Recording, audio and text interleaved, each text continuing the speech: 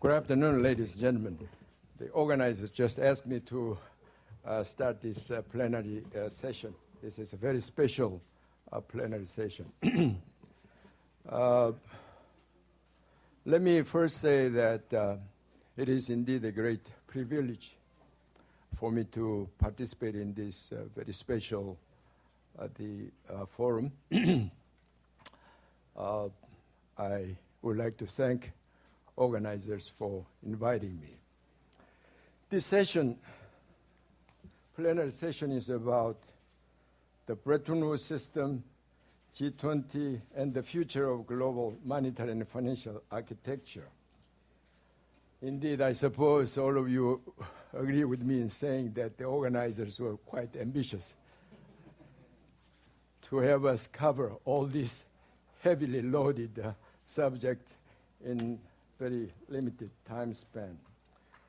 So what I would like to suggest panelists to do is this, and that is that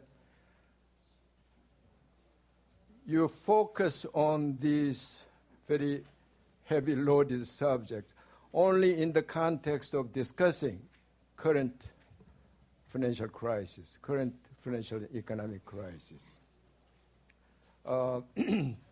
Having said that, I'll very briefly to put the Bretton Woods system, G20, and the future of global monetary financial architecture in the context of discussing the crisis.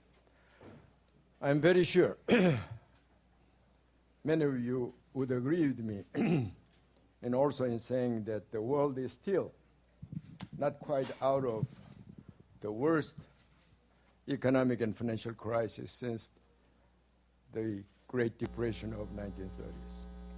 So it is very critical for us to understand the major causes of the current crisis so that we can find ways to remedy the situation and at the same time to find ways to prevent the recurrence of such crisis in the future. Unfortunately, however, as you know very well, there are multiple factors involved and interrelated factors involved. So I'm very sure that thousands of dissertations, PhD dissertations, and the books and articles will be written on the subject in coming years. But fortunately, even at this point, there are a number of factors already identified to be major causes, and many experts and specialists agree on these the factors as major causes. One of them is inadequate financial, the regulatory and the supervisory regime at both national and global community level. And the second factor is global economic imbalances. So when you talk about inadequate the inadequate financial, regulatory, supervisory infrastructure, which can be broadly defined as financial architecture, even at the national financial architecture or international financial architecture. So these two subjects are already there. In discussing current crisis, we can talk about this inadequacy of existing financial architecture and doing something about it. And then we also see if enough is done so far, if something is done, and to see if more needs to be done. So this is one point. And second factor, which I pointed out as saying that many experts and analysts already agree on, is global imbalance is one of the major causes. So by definition, global imbalance, it involves not only one country, but more than one country. So what it means is that the global community needs to make a concerted effort to remedy the situation. Here comes in the G20. So you can tie all together this way. As you know, the G20 summit began last year. As you know, the G20 finance ministers been held during the last 10 years, since 1999. But the summit just began last November in Washington, D.C. The heads of the 20 largest and most important economies gathered together to discuss the current unprecedented global economic financial crisis and do something about it. And then, more importantly, they agreed to meet again April this year in London. And then the third meeting is scheduled to be held in Pittsburgh this coming September 24th and 25th. I'm very proud to say that Korea, as a part of Troika, been playing very, very important and leading role in cooperation with the rest of the G20 partners, and particularly the chairing countries, and UK so far, and Brazil. And for fourth meeting, we are very closely working with the United States. And as you know, the Lady Summers, who is the head of the National Economic Council, is leading this U.S. endeavor of holding the Pittsburgh G20. And his office, economic, the National Economic Council is directly involved. His deputy, Mike Froman, is working very closely with us, and actually our Mr. An Ho-yeon, who is our Sherpa for G20, is here, and he's Mike Froman's counterpart, and we've been working very closely with them. And also UK, and John Conliffe, who is senior counselor to the Gordon Brown, and working on. So anyway, we were doing our best. We're trying to do our part, and to get G20 produce something deliverable, something achievable, and something can be implemented, rather than make it another photo session and a feast of rhetoric. And I think the world community, particularly financial communities, reacted quite positively the particular outcome of the last London summit. But anyway, so G20 is there. I think this is one of the factors which makes the current situation quite different from the situation the world had in 1930s, which will make the duration of this recession much shorter, I'm very sure. And I'm sure that in the course of discussion, maybe we'll discuss some of the exit strategies, at least the preparation of exit strategies. Well, with this, I don't want to spend more time, but maybe later on I will come in to intervene during the panelist discussion. So I want to shorten my opening remark. Well, we have a very interesting group of panelists. In fact, we're supposed to have one more panelist with the Standard Chartered JL Bank president. Apparently, he has some health problems, so he couldn't come. So we have four excellent the panelists, very interesting. They're from financial markets expert, markets and politics and academia and research. Let me very briefly introduce them to you in alphabetical order.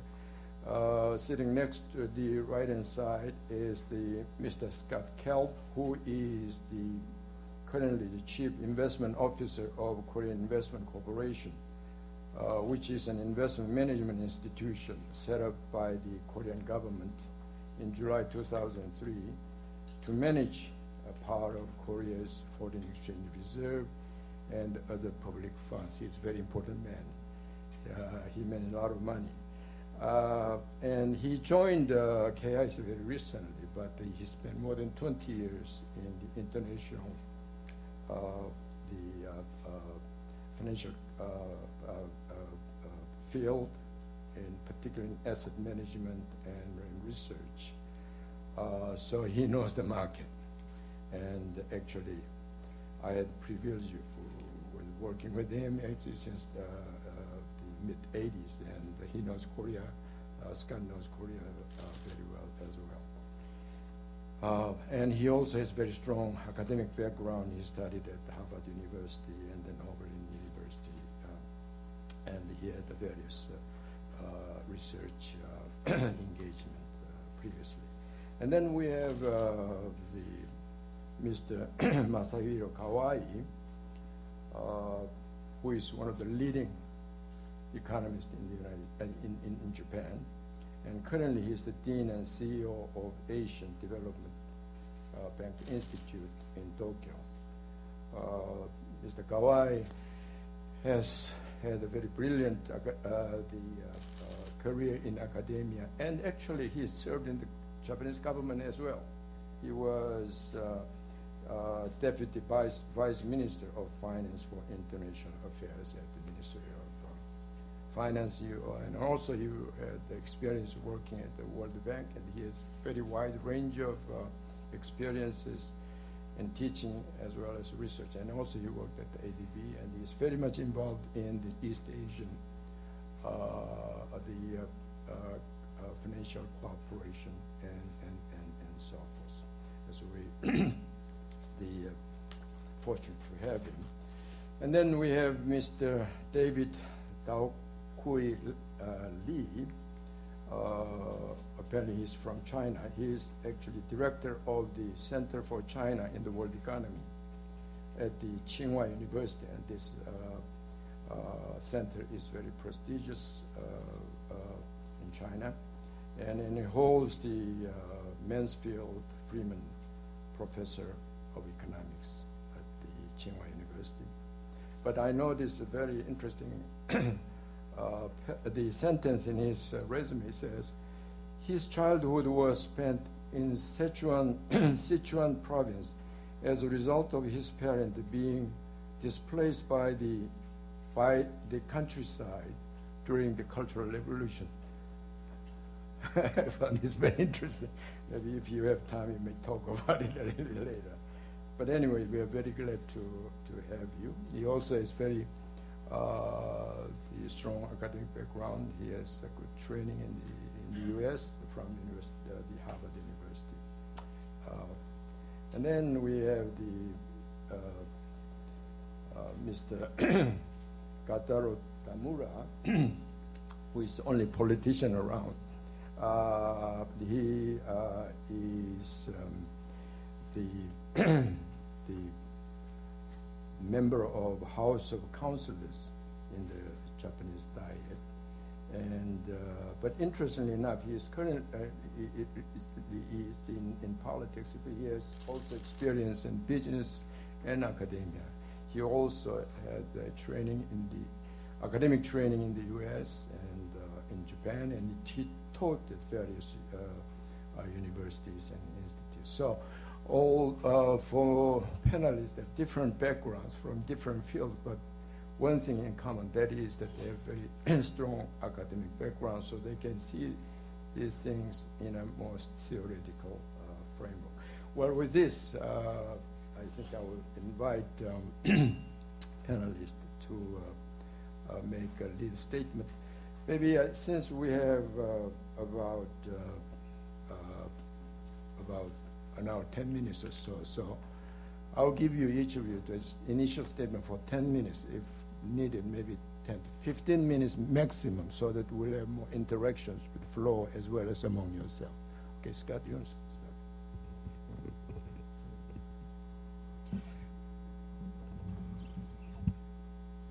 Well, I'd like to thank the organizers of the 5th Jeju Peace Forum for inviting me today, and the esteemed panel members. I'm honored to join you, and also the chairman of our panel today, Dr. Salgong.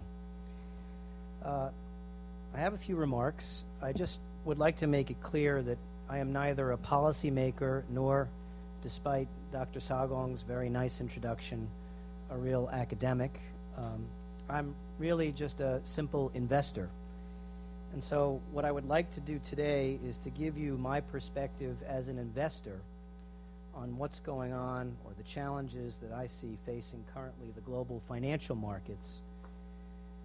And in particular, I'd like to focus my comments on two areas. One is the increased role of government in the global economy, especially in the West. And the second is the increased role of emerging Asian countries in the global economy. And then I'd like to focus a few comments on how I think the G20 can help us in working on these challenges. First, regarding the role of government, I would say that we're currently living through a period in history of unprecedented government support and dominance in the global economy. In the Western countries, especially in the U.S., over the past few decades, the private sector accumulated too much debt relative to cash flow and asset values. And demand in the U.S. became horribly skewed toward increasingly over-indebted consumers. In fact, the total amount of credit outstanding at over 350% of GDP by the end of 2007 became far greater than the amount of money available to repay it. When payment comes due and it's crunch time, there really are only two ways out of a dilemma. Either asset values need to be written down, deleveraging basically leads to deflation, or money needs to be created to pay back the debt, leading ultimately to inflation. In fact, we've got both of these happening right now. The private sector has written off massive amounts of bad debt. It's continuing to do so, and this is limiting its ability to create or access new debt and to consume. Governments, in the meantime, have responded quickly and with overwhelming force in this crisis, creating money through quantitative easing and using the proceeds to buy up bad debt and also to buy up bankrupt assets. Governments also have been spending to take up the slack from the weakened private sector and have become the leading source of demand. In the U.S., for example, an increase in the budget deficit of 12 percentage points has helped to cushion the slumping private sector demand. Finally, governments have cut interest rates dramatically in an effort to stimulate spending and create credit. Already interest rates are at such low levels, they are in fact close to zero, that there's little scope to cut further to provide more stimulation. These swift actions taken by governments globally, even in the face of a lot of institutional barriers, especially in the U.S., have effectively eliminated the credit crunch and removed the risk of deflationary depression that loomed large over the world financial markets last year. Essentially, the global financial system has moved off of life support and is now in stable condition, with many key vital signs showing improvement. This is a tremendous accomplishment, and we should all be grateful to the wise policymakers behind these moves. I feel a little strange making such a statement because normally there is a direct and negative correlation between government actions and the movement of financial markets. But clearly, this time around, it's not the case. The G20 has also played a major role in this process. Leaders from the G20 nations announced at the London Forum last April $1 trillion in new spending through the International Monetary Fund. This is the largest fiscal and monetary stimulus and the most comprehensive support program in modern times. And that comes directly from the G20 communique. The problem, of course, is that government intervention is at best a temporary solution to the problems that we face. We will need to prepare the way for what comes after, even as we struggle to stabilize the global economy now. Next, regarding Asia, I find it's at the opposite end of the spectrum. The emerging Asian, typically creditor countries, are very competitive in world markets. They have excess savings and are just beginning domestic debt expansion, so their capacity to acquire and to support increased debt service is very strong. These countries stimulated their economies in the same way as the Western countries in the face of the economic crisis. But unlike the developed world, there's been a more meaningful reaction, including stronger credit creation and economic growth. In this regard, China is leading the way and has become the new locomotive for the global economy. With output growing at a 16% annualized rate between April and June, China's imports are up by 21% year over year, and they have become the biggest positive force in global demand, especially benefiting countries that produce what it needs, like Korea and Australia. Developed and emerging nations alike should be grateful for the leadership and support that has been provided to the global economy through intervention in China and in the face of this crisis. However, in China, we face a different problem. While in the West, there may be danger from removing stimulus too soon, in China, there's a serious risk of economic overheating. Much of the 30% debt growth in China may have gone toward the purchase of domestic stocks and other speculative investments. When speculative assets are bought on borrowed money, it's a sign that a bubble may be emerging. This decoupling between the West and Asia is likely to continue in the years ahead, in much the same way as there was decoupling between the rest of the world and Japan during Japan's deleveraging of the 1990s, and between the developed world and Latin America during Latin America's deleveraging of the 1980s. It's likely to be reflected in increased trade within Asia, in my view, relative to trade between Asia and the rest of the world. It also is likely to result in emerging Asian countries wanting to diversify their investments overseas from the purchases of debt towards the purchase of assets. So how do I view these developments as an investor? And how can the G20 help us face some of these challenges? One of the tenets of modern portfolio management is rebalancing. When portfolio weightings get out of whack due to price movements, the disciplined portfolio manager will take the initiative to rebalance and will move the portfolio weightings back in line. Thus, if the stock market moves up too much, the portfolio manager will sell some of his stocks and add to fixed income, for example, to reestablish proper policy portfolio weightings and to reduce risk. Mean reversion dictates that if the portfolio manager fails to rebalance, financial markets will force it to happen anyway, and usually in a very messy way, and thus any profits earned previously could be lost. Well, this is what's happening in the global economy now. The crisis is effectively correcting the enormous imbalances that went unaddressed for so many years, and it's doing it in a very messy way. The credit crunch and the destruction of more than $13 trillion of household net worth has irrevocably wrecked the highly levered U.S. shopping machine that drove global growth. For better or worse, in the U.S., savings are growing now and debt is shrinking. The U.S. current account deficit will fall to less than 3% of GDP from over 6% previously.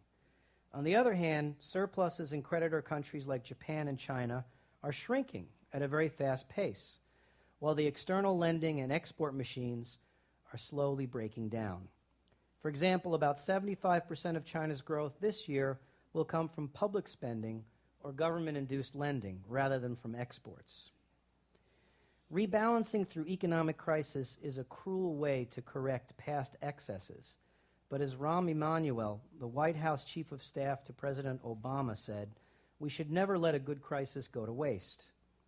In other words, we should be taking steps to make sure that we don't have such a forced rebalancing in the future. In this regard, the G20 has a major role to play. First, the G20 must help to make sure that the global economy is stable and the recovery is firmly established before we can begin reforms. As an investor, I worry about the premature removal of economic stimulus measures. There remains a significant risk of another wave of economic contraction if the exit from loose monetary policy and fiscal spending is not properly timed, properly planned, and coordinated. I think the G20 is the right forum to manage this process. In Korea, there's an expression, and it goes, when whales fight, the shrimp gets its back broken. We might also add that when whales make love, the shrimp still gets its back broken. It's been a very difficult and volatile period over the last few years in the global economy, and a lot of backs have been broken. We need consistent policy coordination under the auspices of the G20 to ensure that the global economic environment remains safe and stable for everyone. As an investor, pardon me. Second, the G20 can also help to put pressure on global leaders to follow through with the microeconomic adjustments necessary to make sure that past imbalances are addressed. The solutions are well known. The thrifty creditor countries in Asia must become a bigger source of demand while moving away from being the manufacturing base for the world. At the same time, the former bubble economies in the West, heavy with debt, must continue to shift towards savings and exports and away from consumption-led growth. As an investor with a long-term time horizon, we look forward to participating in this process, and we are actively looking for mutually beneficial opportunities to do so. Third, the G20 can play a positive role in preventing the spread of protectionism. It's easy to succumb to the headwinds of local politics as unemployment rises and profits fall. But just as unbalanced trade got us into this mess, properly balanced, free and fair trade is probably our best hope to get us out of this mess. Finally, let me comment on the increased leadership role of emerging Asian countries in the global economy. I think the world can learn a lot from its Asian neighbors. Having suffered through the Asian crisis 10 years ago, it's no accident that Asian economies today are standing tall. Korea serves as a good example in this regard. In 1997, Korea's foreign exchange reserves were just $10 billion. Today, they're close to $250 billion. It's a 25-fold increase. Korea's balance sheet is very strong, and the same is true for China, as well as many other nations in Asia. Thus, while this crisis is painful, the suffering is not nearly as deep as in the West today, or as it was during the Asian crisis 10 years ago. Lessons have been learned, and proper policies have been implemented. I think it's also timely that Korea perhaps will step forward to lead the G20 forum next year. Korea can certainly help to make sure that the whales in the global economy do not roil the waters further and provide leadership toward better coordination. After all, it's not that long ago that Korea itself was one of the shrimps. In fact, 30 years ago, per capita GDP in Korea was less than $1,000. Today, it's around $20,000, and Korea is one of the top 10 or 15 economies in the world. It's not a shrimp anymore. This institutional memory, though, helps to provide a balanced perspective and the right mix of humility and success for Korea to lead the charge toward a more balanced future. Thank you. Well, thank you very much, Scott. Well, very, very penetrating and illustrating the analysis of the current financial and economic crisis from his very special vantage point, and that is the financial markets. And thank you very much for the presentation. And you raised very interesting questions there. I think the panelists will touch on this. Actually, this morning, I think somehow I read Paul Krugman said Ronald Reagan was wrong, and he said sometimes the private sector is problem and the government is solution. And this is the time. But again, on that point, I suppose many people may argue on that thing, but there's certainly some the truth in it. I think the G20 and this global concerted endeavor is one factor which makes this depression recession could have been depression quite different from 1930s. Well, with this, Professor Kawai, please. Thank you, Chairman Il-Sakon, and the organizers of this session for inviting me. What I'm going to talk about is basically three issues. Major causes of the global financial and economic crisis. Second, how to prevent future crises from the perspective of developed economies and also the global economy. And finally, I want to talk about Asia's policy agenda, and then how Asian leaders may want to express themselves for the G20 meeting in September. Now, basically, I almost agree with Dr. Ilsa Kohn and Mr. Kulp about the causes. Essentially, the realization of accumulated vulnerabilities in the U.S. and also Europe. Europe has not been an innocent region in that sense. In the case of the U.S., excessive liquidity reflecting U.S. lax monetary policy and inadequate financial supervision and regulation in the U.S. Now, the U.S. current account deficit, I think there is some debate about this, whether that was really the core, one of the fundamental causes behind the current crisis, or was it somehow, was it more like a result of the bubble, domestically generated bubble in the United States? But my sense is that this U.S. current account deficit did prolong the bubble in the United States, although it may not have been a direct cause of the crisis. Now, on Europe, many European countries had real estate bubble problems, and financial institutions in Europe had invested in Eastern European countries, the Baltics, countries like Iceland, and so forth. And of course, these financial institutions also purchased the so-called toxic assets. So in that sense, Europe was affected by the U.S. Crisis, but also Europe had own sources of crisis. Now, from the international perspective, weak international financial architecture is a very important factor. There was some under-assessment of spillovers of the U.S. Subprime crisis due to the bursting of housing bubble to the global economy and finance. And also, there was some inadequate understanding of the implications of global financial integration and financial innovation. Now, from these analyses, the measures for crisis prevention would be relatively straightforward.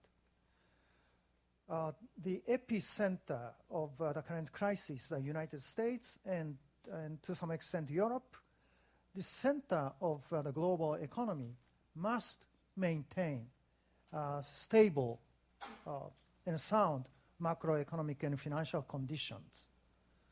So the center economy